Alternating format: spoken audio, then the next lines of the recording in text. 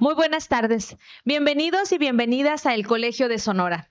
Continuando con las actividades de la Semana de Historia Económica del Norte de México, aquí en las instalaciones del Colegio de Sonora, en esta ocasión toca el turno a la presentación del libro Historia Económica del Peso Mexicano, del mercado global a la gestión política de la moneda. Para ello, damos la más cordial bienvenida a Antonio Ibarra Romero, coordinador de la obra. Con nosotros también se encuentra Juan José Gracida Romo de la Universidad de Sonora y del Centro INA Sonora. Del Colegio de Sonora y del Centro de Estudios de Región y Frontera, la doctora Ana Isabel Grijalva Díaz. Como moderador nos acompaña Julián Robles Ibarra, de aquí del Colegio de Sonora. A quienes nos ven a través de redes sociales, les recordamos que durante la transmisión podrán hacernos sus comentarios y preguntas para los expositores y al final de esta presentación las podremos compartir con ellos. También esta transmisión se quedará colgada para su posterior consulta en esta plataforma de Facebook y podrán consultar la nota y todos los detalles completos a través de nuestro sitio web www.colson.edu.mx. Sin más preámbulo, le cedo el uso de la palabra al moderador de esta presentación, Julián Robles Ibarra. Adelante. Muchísimas gracias, muy amables. Reiteramos la bienvenida a todos ustedes. Me permito platicarles un poquito de la mecánica. Voy a presentarles primeramente al doctor Juan José Gracida Romo. Él es profesor investigador del Centro Regional del Instituto Nacional de Antropología e Historia, doctor en Historia por la Facultad de Filosofía y Letras de la Universidad Autónoma de México, miembro del SNI, socio fundador de la Asociación de Historia Económica del Norte de México, docente de la Universidad de Sonora desde hace más de 30 años y socio activo de la Sociedad Sonorense de Historia. Desde el 2019 es corresponsal por Sonora de la Academia Mexicana de la Historia. A lo largo de su carrera, dentro de la historia regional, se ha especializado en temas de historia económica, transporte, empresarios agrícolas e historia de la contabilidad. Sus últimos libros han sido El Valle del Yaqui, especialización agrícola y empresariado, 1930-1980, en coautoría con Ana Isabel Grijalva Díaz y con María Eugenia de la Rosa Leal, 60 años del Colegio Sonorense de Contadores Públicos, una historia de superación y protagonismo, 1958-2018, además de infinidad de artículos de investigación y divulgación en revistas nacionales e internacionales. Le cedo la palabra, doctor, para que nos haga sus comentarios sobre la obra. Gracias. Bueno, muchas gracias. Muchas gracias por la presentación. La obra que hoy presentamos es Historia Económica del Peso Mexicano, del mercado global a la gestión política de la moneda, coordinada por Antonio Ibarra y por Bernard Hausberger. Vale la pena mencionar el reconocimiento que hacemos de Bernard Hausberger, que es un amplio conocido de aquí de la región y de la ciudad, ya que desde el siglo pasado es relativamente, bueno, sí es de los jóvenes comparado conmigo, ¿no? Entonces, Bernard, pues aquí ha participado en los simposios de la Sociedad Sonorense de Historia y en los simposios de la Universidad de Sonora, ¿no? Y con una amplia trayectoria sobre temas de la región y del norte de México, y y pues muy querido aquí y con muchos amigos, ¿no? Aquí en la ciudad y en nuestras instituciones, ¿no? Una primera cosa que llama la atención de este volumen es la diversidad de la posición teórica de sus diferentes participantes, ¿no? Que yo creo que esto viene a enriquecer mucho la obra, ¿sí? De que haya,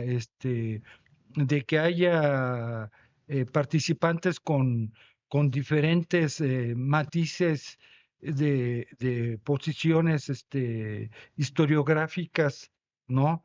Y con diferentes visiones que enriquecen mucho la participación y el carácter global que tiene la obra, ¿no? La cual me va a servir a mí mucho para, o sea, ya de que le empecé, ya pude, después de que mejoré un poquito, ya pude entrarle un poco al clavarle el diente, pero ya con esto va a obligar de aquí a final de año a leerla muy detalladamente, ¿no? Porque realmente llama la atención, ¿no? Y además con muchos colegas conocidos, ¿no? Y como decíamos, de diferentes corrientes historiográficas, ¿no? Dentro de la historia económica, ¿no?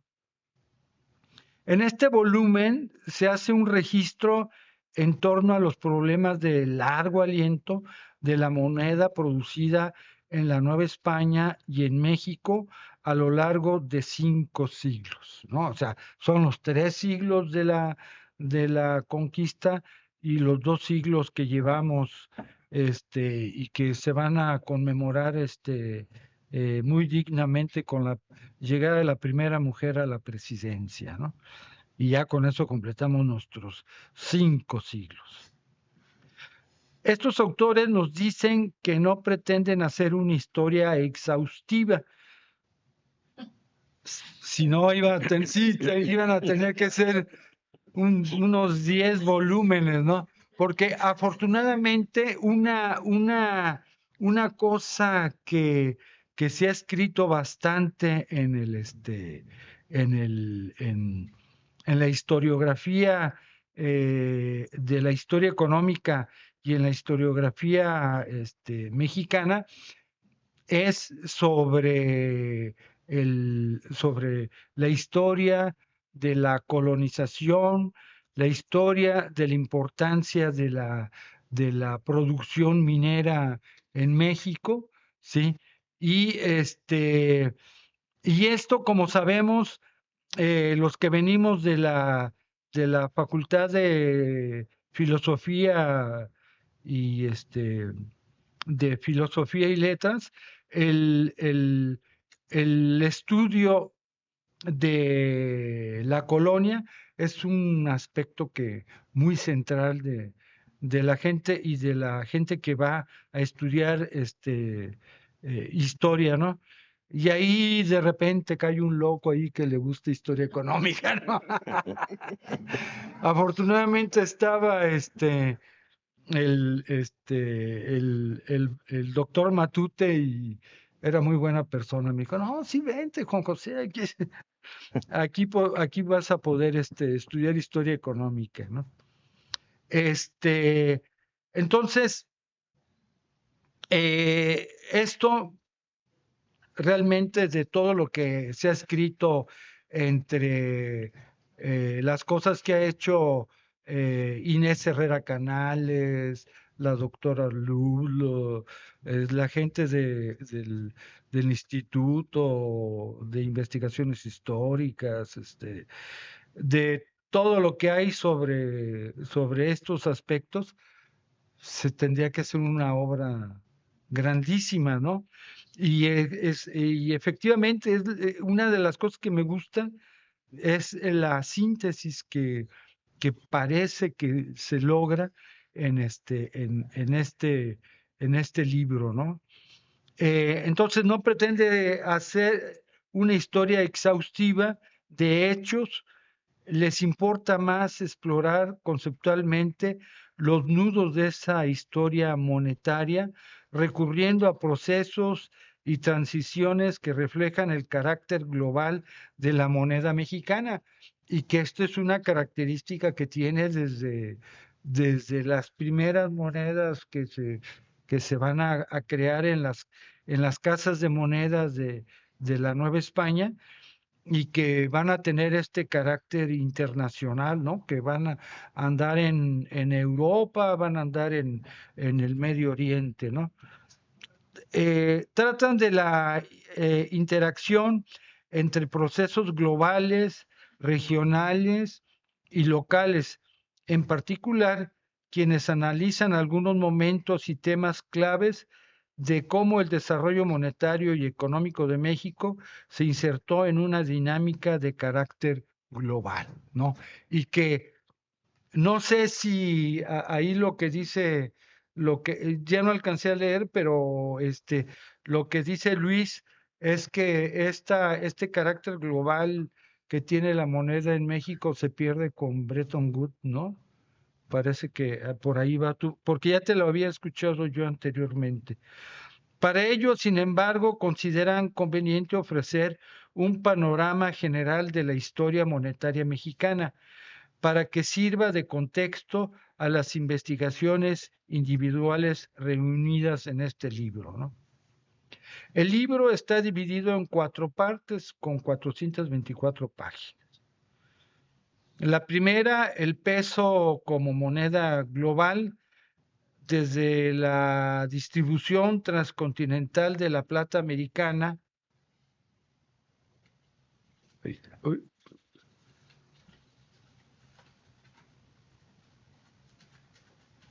no me la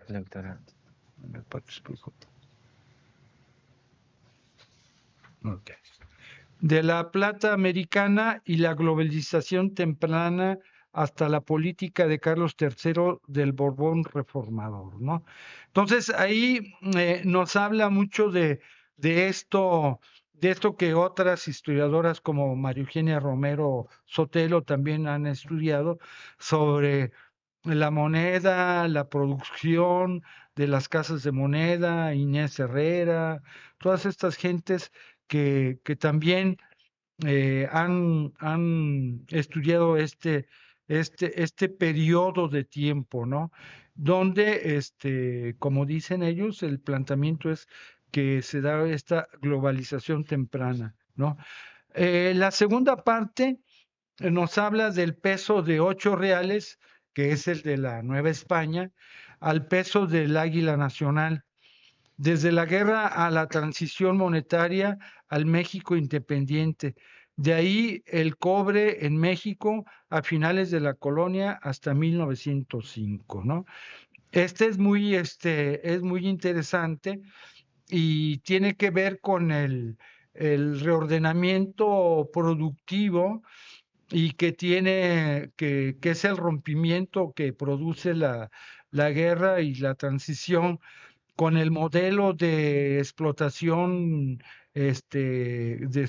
minera, de metales preciosos que hay en la Nueva España y que en la primera parte del siglo XIX, con la aparición de las primeras también casas de monedas del México independiente, aparece el peso del águila nacional, ¿no? Y también aparece la utilización del cobre como moneda de cambio y hasta el año de 1905 y hacen el estudio también de las bajas del precio del cobre por la falsificación que se hace de por ser la moneda de mayor circulación y de más fácil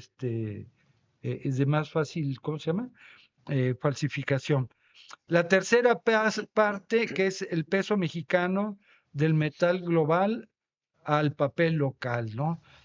Va desde el peso de plata mexicano de 1822 hasta 1872, que le ponen ahí el forastero distinguido y bien recibido, ¿no? Y la plata mexicana en Oriente de 1821 a 1870, en esta, en esta parte principalmente que se da en las Filipinas, en el Japón, donde la plata mexicana y en la India, donde la plata mexicana es intercambiada como, como moneda de circulación en todas estas regiones, ¿no? Un capítulo que llama la atención es, bueno, antes de entrar eh, eh, esto de las casas de moneda va a permanecer hasta finales del siglo XIX, cuando van desapareciendo, ¿no? Inclusive las que nosotros teníamos aquí, que era la de la Casa de Monedas de Hermosillo y la Casa de Monedas de Álamos, ¿no? Donde se producía también estas monedas de plata y de oro, ¿no? Pero principalmente la plata, que era mandada a Guaymas, y de Guaymas se iba contrabandeada o por vía legal, y se iba al Pacífico mexicano, ¿no? Aquí hay un capítulo muy interesante de Quintanilla, los que se llaman los billetes bancarios durante el Porfiriato, de 1879 a 1897, ¿no? Que tiene que ver con este proceso de consolidación de los bancos y de la emisión del billete bancario, ¿no? En este proceso también aquí de transición del crédito bancario y del crédito que tanto el maestro Aguilar ha estudiado, del crédito no bancario, en donde ella nos pregunta, estos billetes, por ejemplo, los del Banco de Londres y México, ¿no? Que son de los primeros de emisión obligatoria, ¿es papel moneda o títulos de crédito? Como se hacía anteriormente, ¿no? De la aparición de estos, ¿no? Que eran créditos que se les daban a los comerciantes, ¿no? Y que estos llevaban sus créditos firmados ahí, iban a otras regiones y eso los cambiaban, ¿no? Entonces, si estos primeros billetes bancarios tienen ya el papel de moneda o de títulos de crédito, ¿no? Me parece muy, y luego ya le entré un poquito y así es muy provocador, ¿no? El asunto, ¿no? Y la cuarta parte del control y el colapso de la moneda soberana, del fin de la convertibilidad al desvanecimiento de Bretton Woods, que Luis Anaya nos lo presenta, ¿no? Y que está el ensayo de la gestión monetaria en México de 1918 a 1948, ¿no? Que Luis Anaya es el que nos presenta esto y que él ya nos ha presentado en alguna ocasión algunos adelantos. Y por último, el que él mismo nos presenta el patrón monetario en la posrevolución, regulación monetaria en los años 30 y de la expropiación a 1948, ¿no? Otros capítulos es sobre la estabilidad monetaria en un último capítulo, también muy interesante, que es del periodo contemporáneo, que es de la estabilidad monetaria del 48 ¿hasta cuándo duró la inconvertibilidad del peso mexicano? Bueno, no, el 1250 del 53, 78, 76, ¿no? Entonces, del capítulo de la estabilidad monetaria a la libre flotación, ¿no? Y ya presenta las políticas ya monetaristas, ¿no? Del Banco de México y toda esta cosa, ¿no? Entonces, a nosotros como economistas, pues nos llama mucho la atención, ¿no? O sea, porque trae muchos temas, ¿no? Muy interesantes. Señor, ¿no? Y ya le dejo acá la palabra a Anita. Muchas gracias, doctor Gracida. Como siempre, sus palabras muy interesantes. A continuación, escucharemos los comentarios de la doctora Ana Isabel Grijalva Díaz, de aquí del Colson. Su semblanza ella es doctora en Ciencias Sociales por la Universidad Autónoma de Sinaloa, con especialidad en Historia Económica Regional, profesora investigadora en el Colegio de Sonora, adscrita al Centro de Estudios Históricos de Región y Frontera. Cuenta con el reconocimiento SNI nivel 1 y el perfil deseable de PRODEP. secretaria ejecutiva de la Asociación de Historia Económica del Norte de México del 2023 al 2025 y fue vocal de la Asociación Mexicana de Historia Económica del 2017 al 2021. Entre sus intereses de investigación se encuentra la historia de las empresas, de los empresarios y de las redes empresariales, la historia de la banca y de los sistemas financieros, la historia de la agricultura, de las redes de producción y comercialización, entre otros. Ha publicado artículos en revistas nacionales e internacionales de difusión científica, ha dirigido proyectos de investigación y es coautora con Juan José Gracida Romo de los libros El Valle del Yaqui, Especialización Agrícola y Empresariado, 1930-1980, y Empresas y Actividad Agrícola en el Norte de México, así como autora de Banca, Crédito y Redes Empresariales en Sonora, 1897-1976, y Escaso Capital y Mucha Juventud, Empresarios Españoles en Sonora, 1890-1910. Le cedo la palabra, doctora. Adelante. Muchas gracias, Julián. Muchas gracias por acompañarnos esta tarde a la presentación del libro. ¿Me puedes permitir la palabra antes de que empieces? Adelante, Porque como dice uno sin querer, se comporta a veces uno grosero con los amigos, fíjate. ¿No? Porque no mencioné la entrañable amistad que me une a Antonio Ibarra desde hace como 30, bueno, digamos, las canas hablan, ¿no? De Antonio Ibarra, ¿no? Y he seguido muy de cerca su desarrollo, ¿no? Desde sus trabajos de Guadalajara, ¿no? Y ya todo esto, en todas estas cosas que anda, ¿no? La historia, a mí que siempre me ha servido mucho esta historia que hiciste de la historia económica, ¿no? Que fue muy buena y que me sigue sirviendo, ¿no? Y y una amistad de muchos años, ¿no? Y iba a cometer la grosería, ¿no? O sea, me fui con Hausberger y se me olvidaba Antonio, ¿no? Muy bien, gracias, doctor.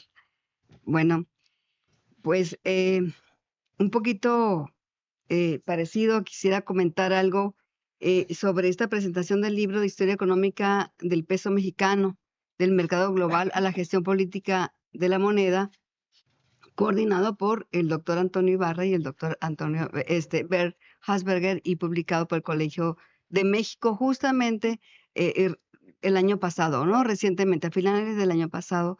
Este libro se presentó en las jornadas, en las cuartas, en las sextas jornadas de Historia Económica de México, que pertenecen a la Asociación Mexicana de Historia Económica.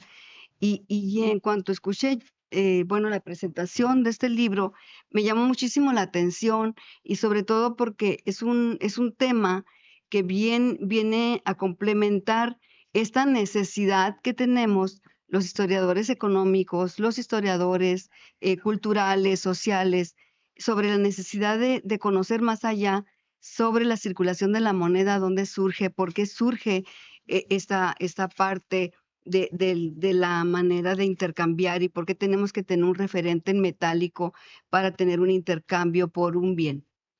Entonces, empiezo, voy a tratar traté de resumir lo más posible porque este libro es un libro que está lleno de información, pues muchísimos datos.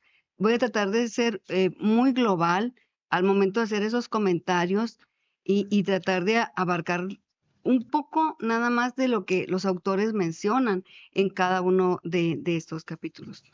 Es un libro que complementa cabalmente los objetivos de la historia económica y los estudios de las actividades que hacen funcionar las economías de las regiones.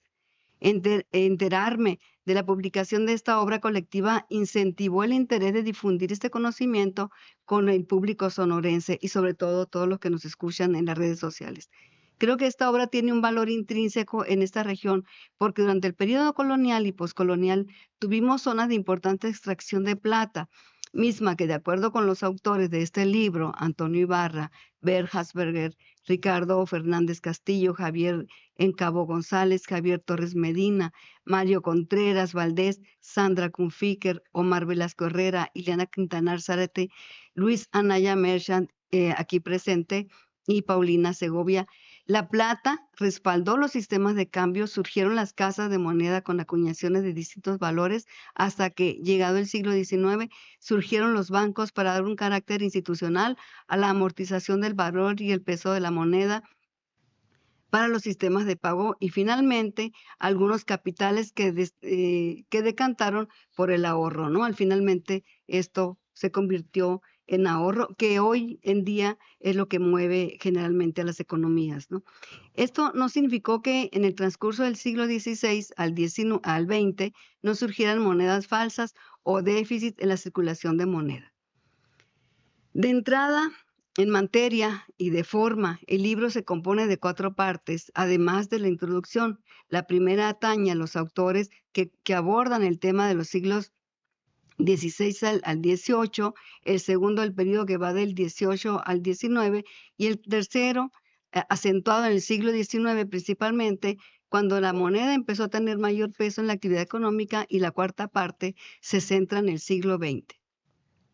Es pues un libro que muestra un recorrido por la historia del uso de la plata americana para la fabricación de la moneda, y esta a su vez tuvo circuitos transregionales y transcontinentales, de tal manera que la plata latinoamericana se distribuyó por todo el mundo, llegando a Europa como primer punto, después ingresó al continente asiático.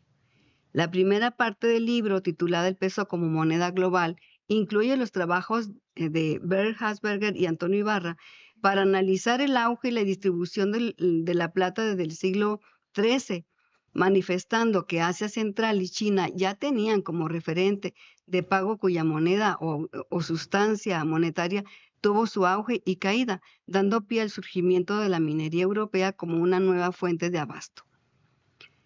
Hassberger indica que para el siglo XVI y concluye con el XVIII, dominaron los metales americanos. Hispanoamérica cubría el 69% y en el siglo XVI, el 84% durante el siglo XVII, y para el siglo XVIII el 99%. De esta manera, la nueva ruta de la plata fue de la Nueva España, saliendo por Veracruz, con dirección a Sevilla o Cádiz, y de Acapulco a Manila, mismas que se incorporaba al comercio filipino. Se impone, pues, y se supone que entre 1701 y 1750 salieron anualmente 3.3 millones de pesos de América con dirección a Manila y de Manila a China. También existió, hay que tomar en cuenta también el dato de 1700 a 1750. Eso es muy importante para la actualidad. También existió el contrabando de plata, de los cuales se calculaban algunos millones de pesos que salieron por Río de la Plata rumbo a Europa o Asia, cuyas monedas o pesos novohispanas en la India fueron fundidas para convertirlas en rupias. Es decir, los pesos pesos americanos, pesos mexicanos, ya se convertían en rupias, se fundían, ¿no? en rupias en la India. Antonio Ibarra trabajó el tema de la política monetaria global de Carlos III y la desmonetización novohispana. 1772 y 1818 es un tema por demás importante para entender las normas que rigieron la circulación de la moneda en el mundo. El autor inicia con la cita: "La moneda mala desplaza a la moneda buena", consigna del banquero de Isabel I de Inglaterra, la cual tiene que ver con los reemplazos de monedas de buena ley por el valor y la calidad de plata por monedas con menor cantidad de plata. El tema se centra en la decisión de Carlos III del 18 de marzo de 1771, tomada en Madrid sobre la Casa de Moneda de México, para trabajar la ley de plata de 11 dineros a 10 dineros y 20 gramos. El contenido de metálico era pues de 916 sobre 1000 a 902 sobre 1000. Para la moneda nacional producida en la India era en reales de 8, 4, 2 y 1. El retiro de las monedas antiguas para introducir las nuevas acuñaciones con características antes descritas, pero así también introducirían en ellas el busto de Carlos IV y Fernando VII. el autor describe las denominaciones de la moneda en pesos reales y su valor intrínseco. Algunos años, que van de 1770 a 1800, fueron claves para la circulación de la moneda combinada, la antigua y la nueva, la cual, por su valor en metálico, el público se resistió a recibirla, ¿no? O sea, a entregar o hacer los sistemas de cambio.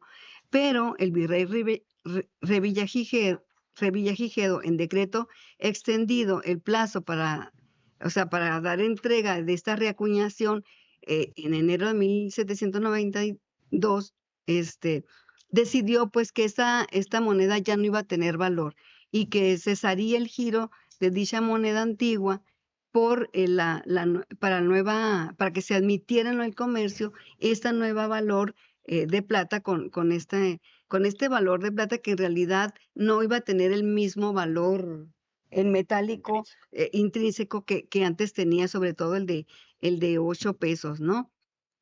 Es decir, hay detalles de aquí de valor, de acuñación, etcétera, que los autores trabajan y que tiene uno que meterse a la lectura para entender de dónde vienen y provienen. Pero en este caso me centraré solamente con exponer que en los gráficos que el doctor Antonio Ibarra expone, va señalando, pues, o sea, claramente cómo fue dándose esta circulación de la moneda acuñada de 8 y 4 reales, ¿no? El proceso histórico del retiro de la moneda antigua, cuyo proceso permaneció entre 1772 y 1812.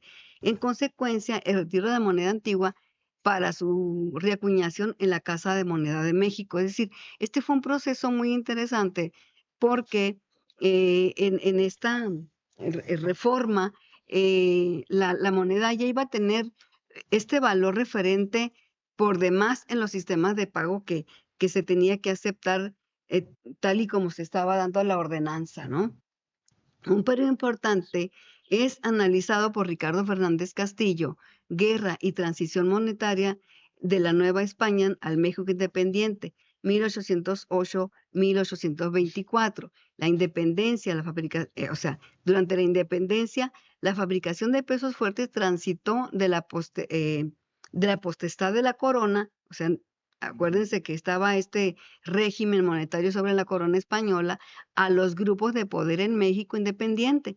Hacia 1824, un naciente Congreso Federal permitió que la administración de la Casa de Moneda y emisión de pesos plata recayera en los gobiernos de las provincias. Después van a venir lo que va a pasar pues en cada, como lo señala el autor, la Casa Real, Casa de Moneda de México, fue acompañada después por la de Guadalajara y de San Luis Potosí, aunque la acuñación no fue aceptada con facilidad por lo fiable de la ley de pureza metálica.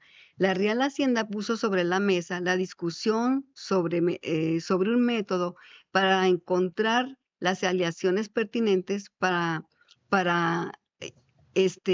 llegar a buen término con esa pureza metálica, ¿no? Y más adelante se introduce el cobre, es decir, va a haber problemas de escasez y sobre todo problemas porque las secas provinciales se hicieron presentes ante la variedad de metales que estaba ya circulando, ¿no? La segunda parte del libro del peso de 8 reales trata el tema sobre el peso de 8 reales al peso de Águila Nacional. Contiene los capítulos de la guerra y transición monetaria de la Nueva España al México Independiente, 1808-1824, de Ricardo Fernández Castillo, quien ya trata el tema de las casas de moneda provinciales cuyas secas competían con las capacidades de amonedación de la Casa de México, o sea, de la Casa de Acuñación de México. La Casa de Moneda de México acuñaba más de 28 millones de pesos de oro y plata, en tanto que la de Zacatecas casi 18 millones, la de Durango 5, la de Chihuahua 3, Guadalajara 2 y medio millón de pesos acuñados en Guanajuato. Estos son datos de 1811 a 1814, es decir, estamos en el tránsito de esta independencia, donde apenas las casas de moneda regionales están empezando a tener pues importancia y representatividad ante la Casa de Moneda de México. Hacia 1924, la Casa de Moneda de México superó con más de 60 millones de pesos de oro y plata al resto de las casas de las secas del país. Otro aspecto por demás relevante en la acuñación de monedas es el cobre. El cobre en México del finales de la colonia hasta 1905 con el tema que trata Javier Encabo González. Las primeras emisiones de moneda de cobre se empezaron a emitir por orden del virrey Calleja, con el objetivo de sustituir los tlacos empleados en el comercio informal. En 1813 se emitieron 330,000 pesos con la llegada de la Primera República Federal. Esto significó que surgieran, que se crearan leyes sobre la moneda de cobre. Hacia 1829 se limitó la acuñación a 600,000 pesos. Es decir, no podía haber demasiado moneda de cobre fluctuando en el mercado porque debilitaba la economía de la entidad, ¿no? De las entidades y de las regiones. Esto en contraparte con la moneda de oro y plata. También se permitió a los estados la acuñación, pero con el permiso del Congreso. Zacatecas y San Luis Potosí acuñaron una pequeña cantidad de moneda de cobre. La acuñación de moneda de cobre era muy rentable para la hacienda. El costo de la acuñación representaba el 25% del valor nominal. Este tipo de moneda servía para pagar a soldados y empleados públicos. Otro detalle específico sobre la suspensión de la acuñación en 1837 y la reactivación de esta moneda en 1845 a cargo del Banco Nacional de México y su aceptación en el sistema de circulación comercial hacia 1905 como moneda fraccionaria correspondiente a monedas de centavo de cobre, monedas de níquel, se perciben en este capítulo. Es decir, hay muchísimos detalles que hay que poner atención con el autor. Es decir, no se pueden expresar aquí con detalle todo lo que menciona, ¿no?, el autor. Javier Torres Medina expone el tema sobre la falsificación de la moneda y los aspectos de la corrupción institucionalizada en la moneda menuda o fraccionaria, principalmente en cuartillas de cobre y otras denominaciones. La acuñación de moneda de cobre surgió por la necesidad de moneda fraccionaria y de hacerse de cierta liquidez para cubrir el gasto corriente y el déficit. Aunque no era bien aceptada por el público, el trabajo también incluye los temas del castigo a los falsificadores y la incautación de casas de moneda clandestina.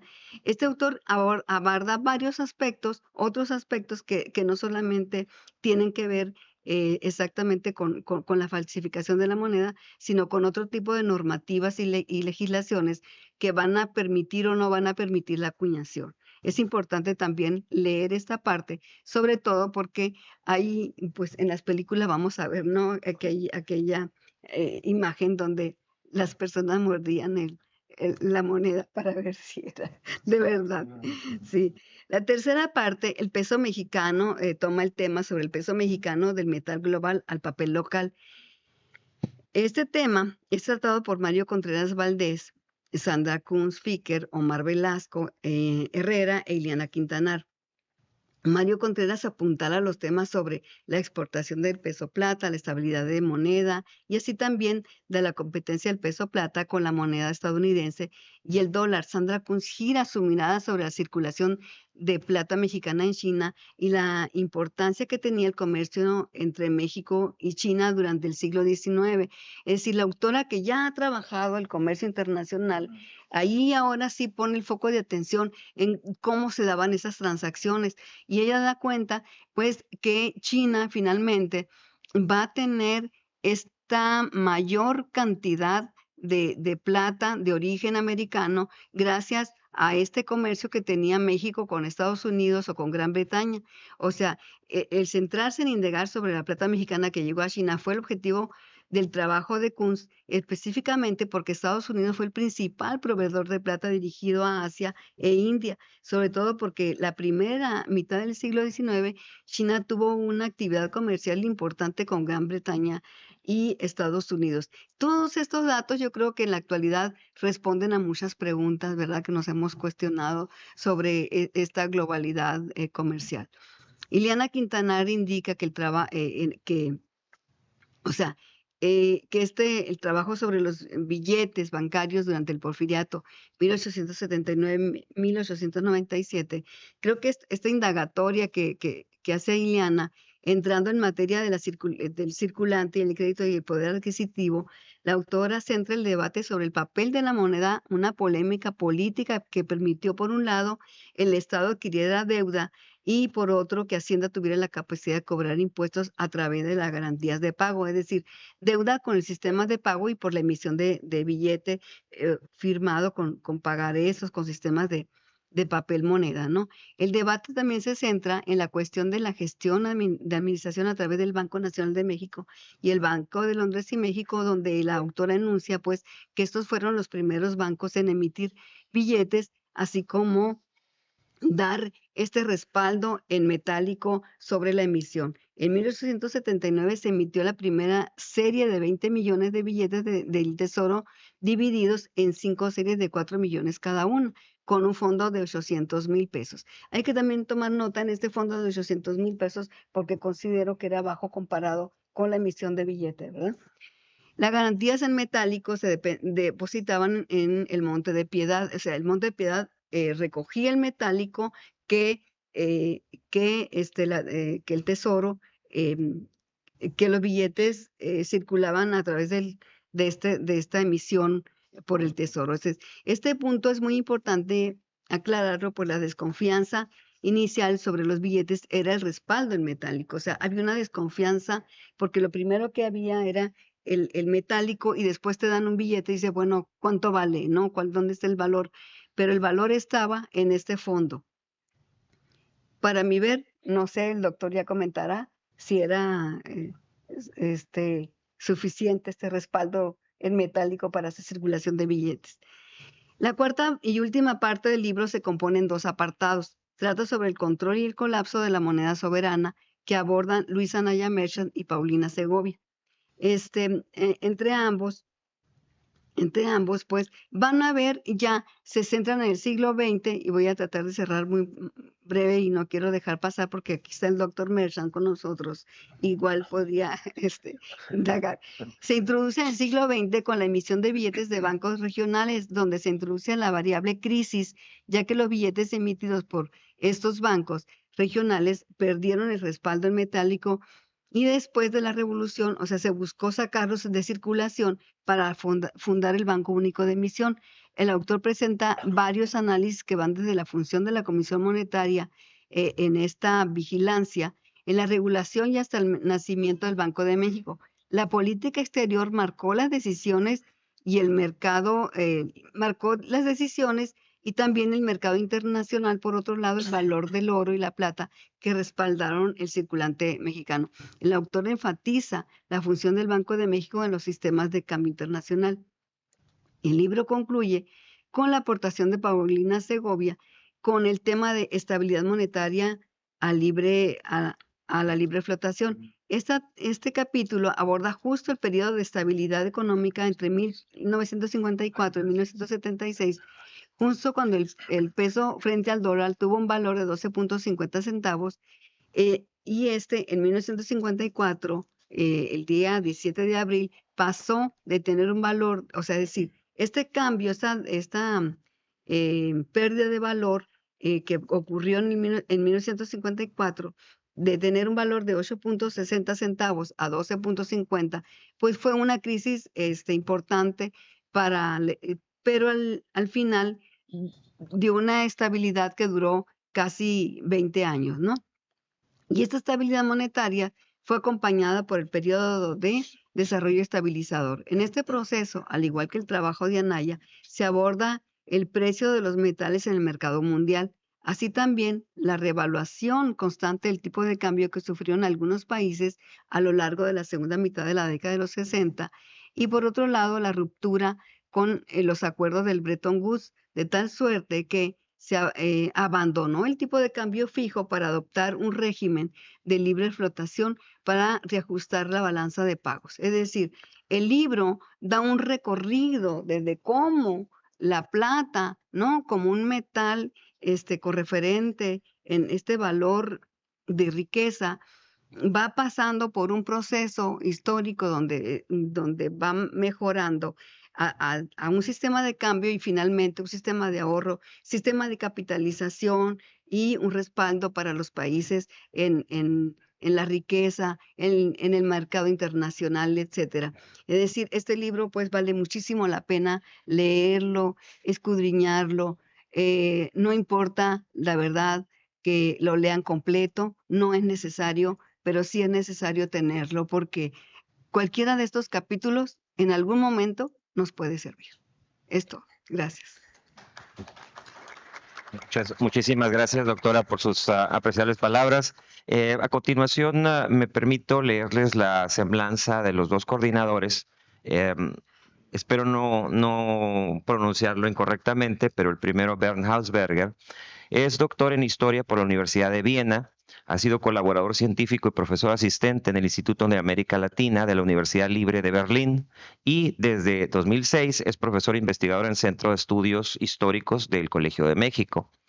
Sus trabajos se centran en la historia colonial latinoamericana, la historia global, la relación entre historia y cine. Ha escrito 4 libros, editado o coeditado una veintena de tomos colectivos y publicado más de 100 capítulos de libros y artículos en revistas. Entre las publicaciones de los últimos años, destaca la historia mínima de la temprana globalización, el tomo coordinado junto con Emma Julieta Barreiro, México, presencia y representación en las publicaciones en lengua alemana entre 1914 y 1945, y los artículos El flujo de mercancías a las misiones jesuitas en el noreste de la Nueva España, y Caminos y transporte entre la Ciudad de México y las provincias misioneras de la Compañía de Jesús en el noroeste de la Nueva España.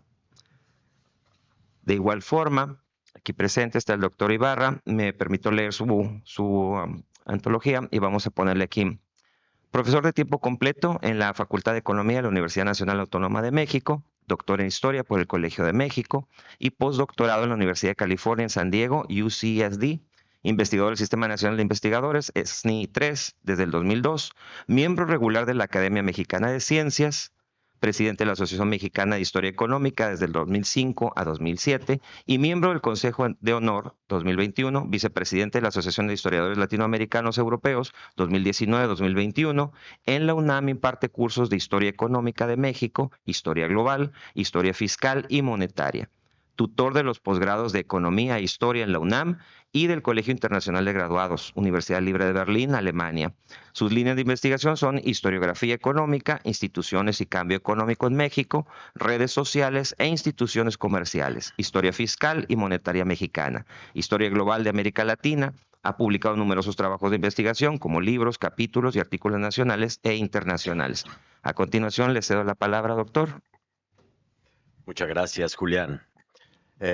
Quiero desde luego agradecer la generosidad del Colegio de Sonora de haberme invitado y desde luego de mi querida amiga Isabel Grijalva, a quien le insistí en realidad. Es decir, quiero decir que me invité, pero si no es por ella, no estaría aquí. Y esto corresponde también a mi interés por encontrarme con efectivamente mi querido amigo José Gracida, JJ Gracida, que se quitan los años por lo que veo, porque somos amigos hace 40 años, querido José, porque nos conocimos en 84 cuando yo entraba a la maestría y él salía. José es, por supuesto, ya una celebridad historiográfica y yo sigo siendo una vieja promesa, ¿no? Pero bueno, entonces hay 2 motivos fundamentales de satisfacción, de gozo, de estar con ustedes y de tener la ocasión de conversar sobre este libro, que con otro querido amigo, Bernd Hausberger, hemos armado y con un grupo de colegas, todos ellos mencionados, que déjenme decirles que como no tiene paz nuestra alma, durante la pandemia decidimos hacer un seminario virtual. El resultado es este libro. Es decir, durante los 2 años de cautiverio nos pusimos a discutir 2 categorías que nos parecían interesantes para explorar la historia monetaria de México en el largo plazo. Por un lado, la idea de las transiciones globales. Es decir, ¿en qué momento podemos hacer grandes cortes de una economía con una vocación temprana de producir monedas para el mundo y, y la evolución de esa economía a lo largo del tiempo entre distintos regímenes políticos y regímenes de producción. Es decir, tomábamos esa idea también de la larga duración brodeliana y le dábamos contenido en términos conceptuales para la historia monetaria. Y además teníamos otra gran pregunta. ¿Qué capacidad tenían los distintos regímenes políticos de controlar la producción de moneda y la circulación de moneda? Esa sola discusión nos llevó a construir también otra categoría operativa para leer procesos, que es la de gestión política de la moneda. Entre otras razones, porque no nos convencía el concepto de los economistas de la política monetaria. Nos parecía anacrónico, ¿no?, utilizarlo para periodos tan largos y sobre todo en el antiguo régimen, y porque además enmascaraba la naturaleza del sistema político y también la complejidad de los mercados. Decidimos entonces hacer un juego de escalas entre lo local, lo regional, digamos, entendiendo el virreinato, ¿no? Entendiendo a las posiciones de ultramar españolas y la economía global. No quedábamos satisfechos con solo hacer una historia del peso mexicano, ¿no?, otro anacronismo, sino ponerlo en su contexto, en su época y en grandes periodos, arcos largos, arcos temporales largos. Y desde luego esta historia es de 400 años. Ahí también se rebajó los años, José, porque arranca en 1535 y termina en 1935. Es decir, arranca con la fundación de la Casa de Moneda de México y se cierra con la última reforma monetaria en México que va, digamos, darle al Estado moderno la autoridad monetaria plena.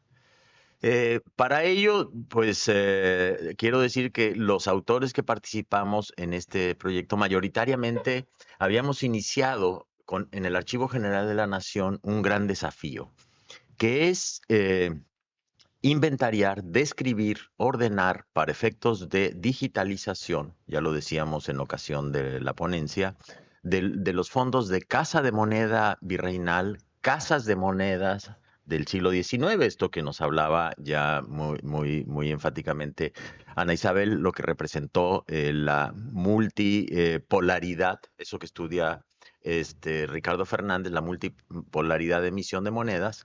Esa información que está en el Archivo General de la Nación, primero bajo la gestión del Ministerio de Hacienda Pública y después del Ministerio de Fomento, y finalmente la Comisión Monetaria. Ese gran acertijo que nos va a explicar esa transición del régimen monetario porfiriano, por así llamarlo, al régimen moderno, al régimen de banca de emisión única.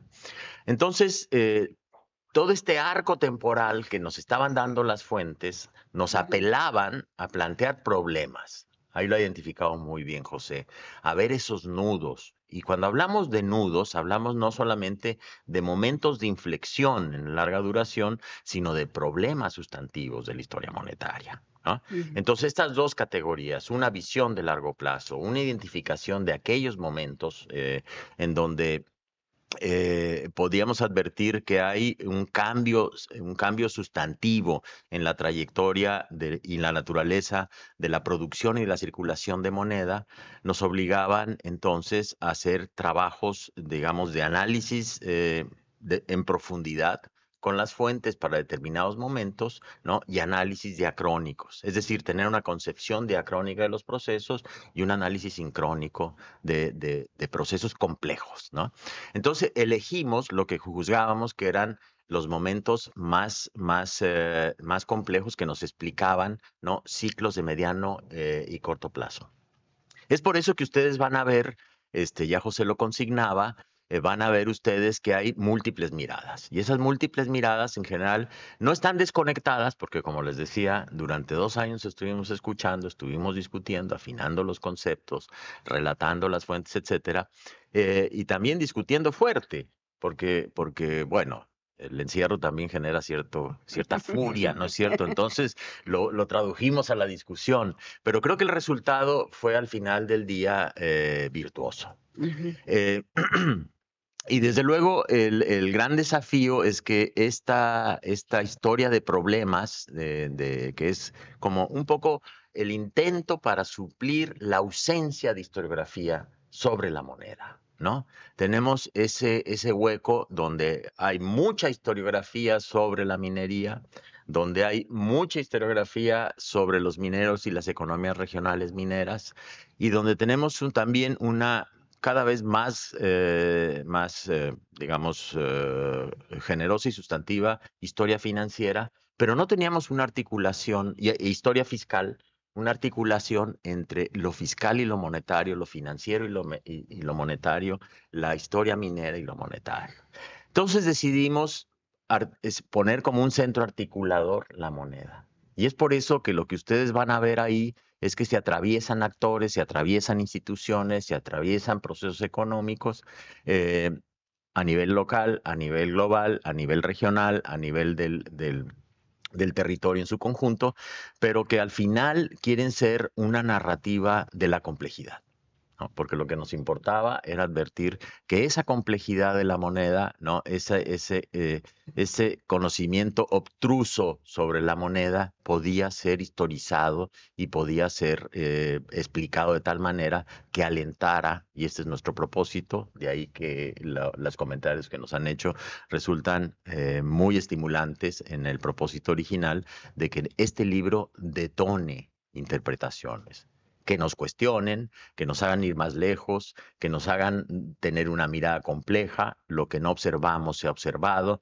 Es decir, es un texto un poco lanzar la piedra al centro del lago para que los círculos concéntricos de este libro generen nuevas investigaciones. No es el único. Amenazamos con varios más. Dos de ellos ya han sido publicados. El libro de Ricardo Castillo, donde abunda en detalle sobre esta transición del régimen virreinal al régimen republicano, donde la discontinuidad se explica por la continuidad. Es decir, la discontinuidad del régimen político por la continuidad de la vocación exportadora de la plata mexicana. Argumento que lleva todavía más lejos Sandra con el ensayo, ¿no?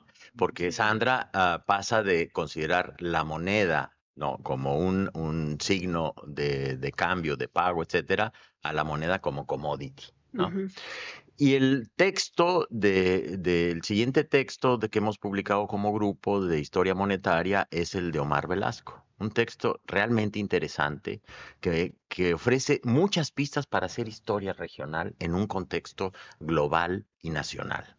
Porque se ocupa precisamente de lo que él desarrolló, creo que con mucha oportunidad, que es la gestión política de la moneda. Uh-huh, uh-huh. En esa gestión entre particulares y gobierno. Un gobierno, como sabemos, en el siglo XIX, fiscalmente debilitado, ¿no? Y unos actores económicos nacionales y extranjeros empoderados en determinadas regiones que controlaron la oferta de moneda, la oferta externa y la oferta interna. Entonces, es un texto que abunda en la complejidad de estos escenarios locales. Y el tercer libro de esta saga, es decir, por eso este libro inaugura una saga, ¿no? Por eso me refiero a ellos y espero que en alguna ocasión ellos vengan a presentar los suyos. El tercer libro lo organizó Mario Contreras. ¿Tres?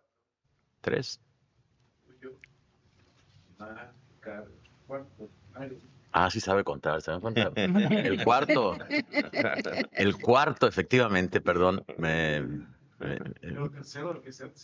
Tercero después del primero. Esa es la idea. Muy bien. Tú sí me seguiste el argumento. El tercero. Sí, exacto. El tercero, Mario Contreras, toma el tema de los intermediarios, precisamente. Los intermediarios de la extracción, de la circulación de la plata. Esta conexión creo que les va a interesar mucho, entre el Pacífico mexicano, el Pacífico norteamericano y el Pacífico asiático. Esta conexión entre el noroeste, bueno, desde San Blas, ¿no? Hasta Guaymas y San Francisco. Y de San Francisco, Japón, China, la India, ¿no? Y el cuarto libro, a partir, ¿no? Como ya quedó aclarado, el cuarto libro lo van a coordinar precisamente Luis Anaya e Isabela Bella, ¿no? Y cierra, digamos, esta saga de 5 libros. 5 libros que quieren ser eso, una primera piedra sobre la cual la información de archivo que queremos que esté digitalizada en breve por el Archivo General de la Nación, nos den a todos la oportunidad de tener las fuentes como bienes públicos y consultables y una historiografía que permita dialogar una nueva línea historiográfica sobre la historia de la moneda, la complejidad de la moneda. Bueno, con eso yo quisiera cerrar. Yo no sé si Bernd, que ya dice que nos estaba escuchando, quisiera añadir algo más. No. A ver, ¿cuál? ¿Aquí? ¿Que me hable aquí? Ahí en el micro. Sí. Ah, ok. Vamos a escuchar de Ultratumba, a ver. Él hubiera querido venir, pero No, claro. no. Además ya sabe que lo quieren. Sí. Perdón, no entendí la señal de cómo... Sí, así. Así y directamente al micrófono. Bueno. Contesta, Bernd. Muy bien, te escuchamos. Hola. ¿Qué quieres que diga? Lo que quieras, lo que queremos escuchar. Saludos a Hermosillo. Tengo que decir que se me interrumpió 1000 veces la conexión. Ni sé bien de qué ha hablado. Entonces no sé bien qué decir. Que me fue un honor participar en este libro y ya. Que me impresiona el grupo de los de historia monetaria, que cuántos libros hacen, entre 3 y 4, eso sí he entendido ahora. El debate sigue, ¿no? Y yo que soy un poco máquina de medicina, pero sí de la circulación de la moneda, y espero haber podido aportar algo en ese sentido para corregir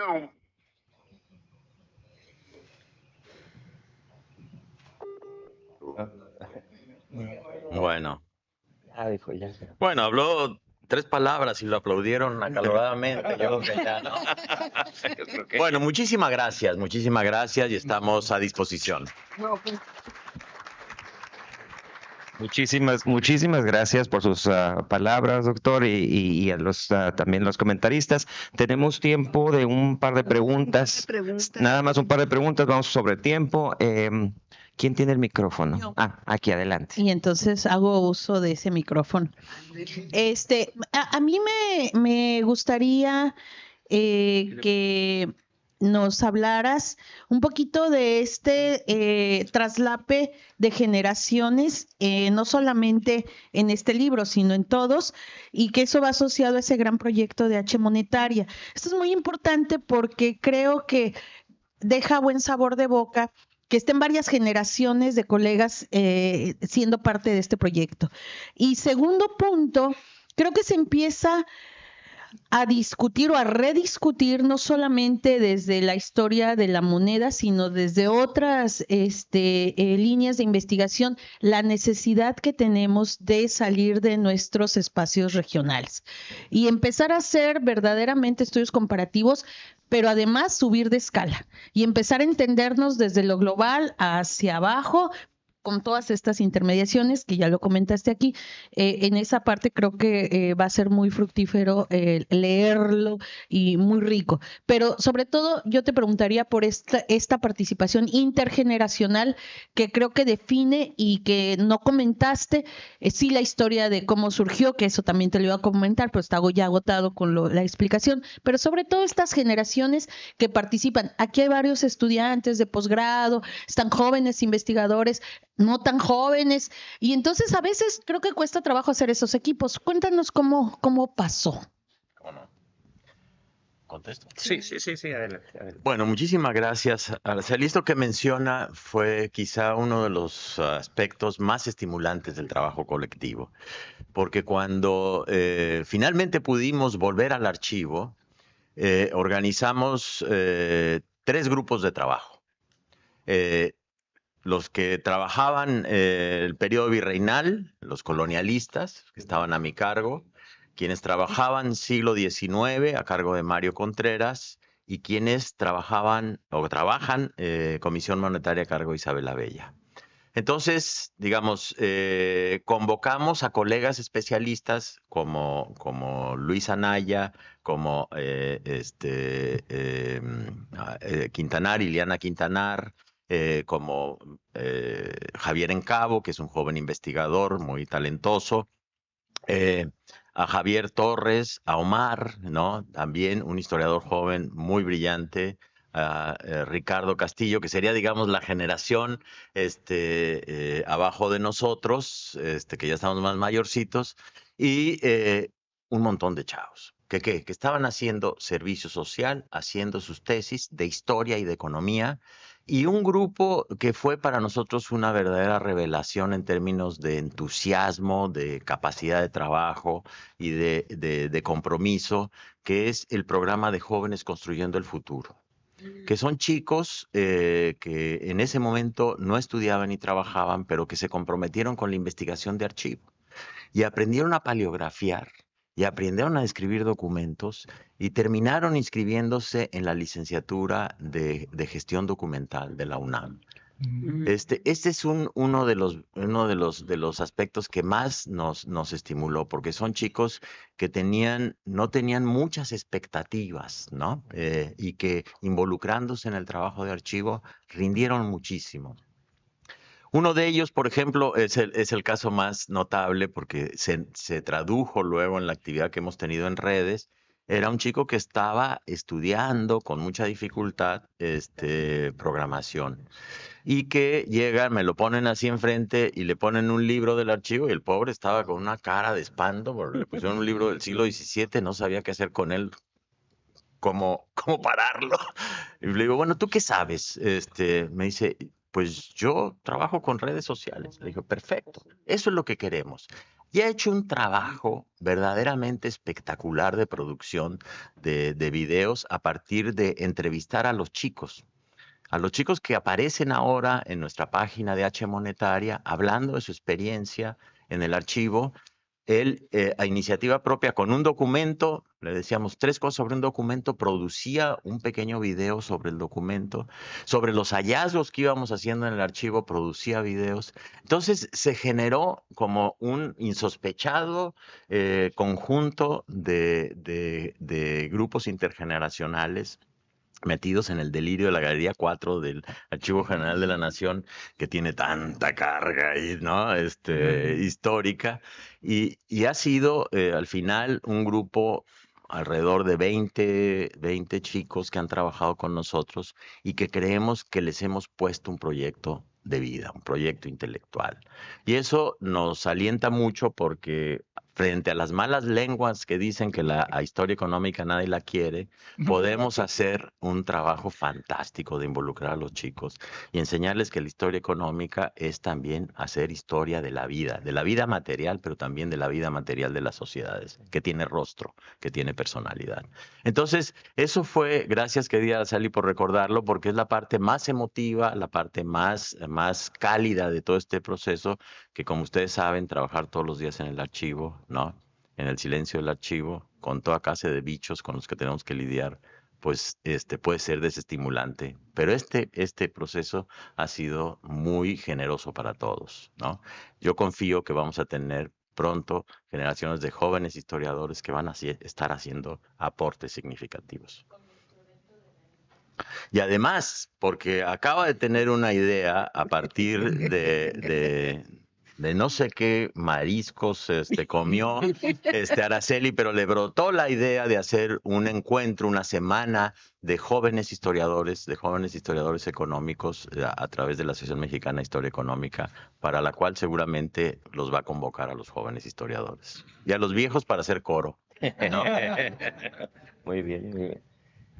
¿Una pregunta más?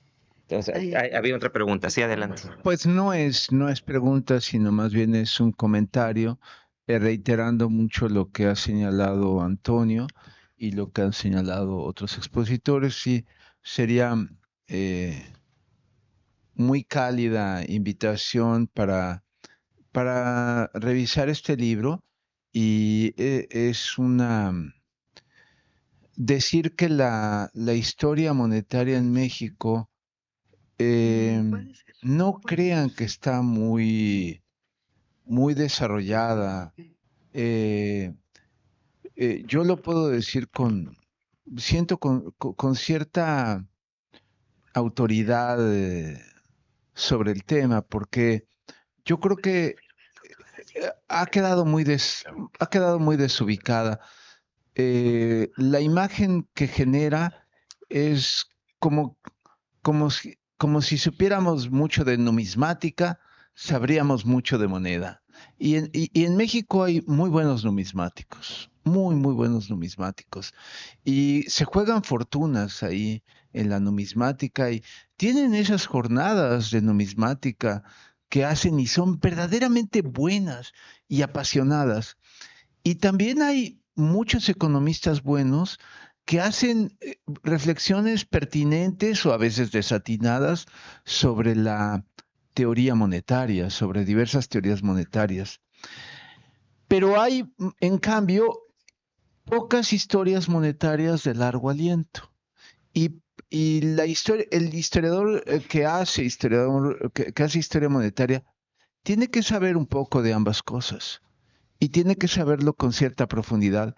Esto lo pensaba mucho ahora que la doctora Grijalva hablaba de los rostros de las monedas que aparecen citadas aquí en este trabajo. Pero también podríamos hablar de todos los billetes y de todas las monedas que hemos conocido a lo largo de los últimos, por ejemplo, 50 años, que han variado mucho, y que, créanmelo, han conocido muchos procesos ¿cómo se llama?, de fabricación. Voy a citar un caso. Por ejemplo, el último cambio importante de las monedas que ahora ustedes tienen en sus bolsas, se siguen bajo patrones de producción europeos, de todas estas monedas de aparentemente doble color, de doble tonalidad. Antes se hacían bajo procesos americanos que eran un poco más costosos. Hoy les diré que ustedes no lo han notado, probablemente sean de mejor calidad y son más baratos. Y esto tiene que ver también con una numismática aparentemente distinta, pero también es numismática, créanmelo que también es numismática. Y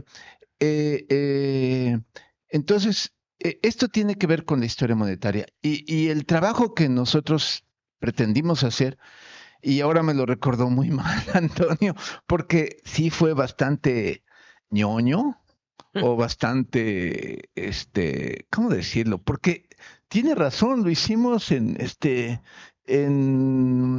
Zoom. Es un libro hecho en Zoom. Y en medio de la pandemia. Y así lo hicimos. Y discutíamos en Zoom. Y pasaron cosas buenas, positivas, recordables, memorables, registrables en Zoom. O sea que no sé cómo pasará esto. Pero antes la historia monetaria la hacía, o creíamos leer en la historia monetaria, trabajos que aquí se conocen muy bien. Por ejemplo, los de Alberto Francisco Pradeu, específicamente dedicado a Sonora, y yo creo que trabajos de mucho mejor calidad, como los de Sergio Ortega Noriega, que se hicieron para Sonora, y uno puede encontrarlos también en Zacatecas, en San Luis Potosí, los puede encontrar en distintos lugares del país, por ejemplo, los de la Casa de Moneda de Real del 14 o otros.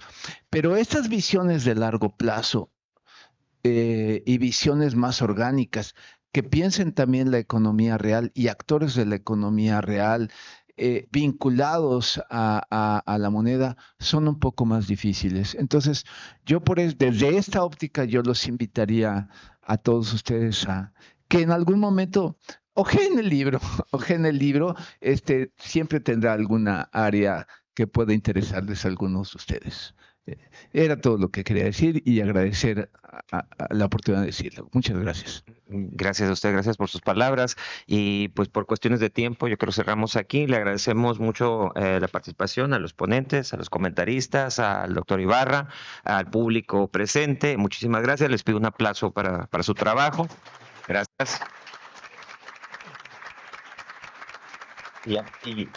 Y listo.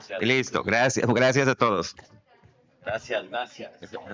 Transmisión, nada más recordarles que el día de mañana concluyen las actividades de la Semana de Historia Económica del Norte de México aquí en el Colegio de Sonora.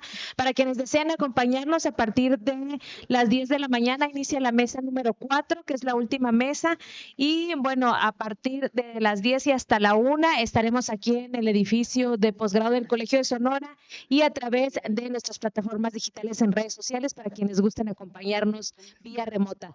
Muchísimas gracias, buenas noches y hasta pronto. Gracias. Doctor. Gracias. Así sentadito.